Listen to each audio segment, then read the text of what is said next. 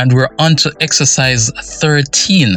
Now, this one will be a fairly quick video because it's pretty much similar to the previous exercise that we did, in that all I'm doing is creating keyframes and altering the character's pose for each keyframe to give the illusion that the character is jumping across the gap.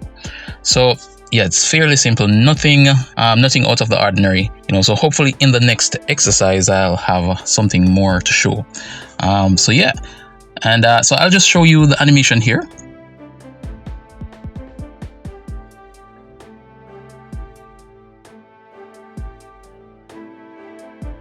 One thing that I could explain here is that I reused keyframes. So for example, when the character is just starting and he bends down before he jumps, I reused that same keyframe when the character lands over the other side of the gap, and then I alter the pose. Okay, so that can save you some time.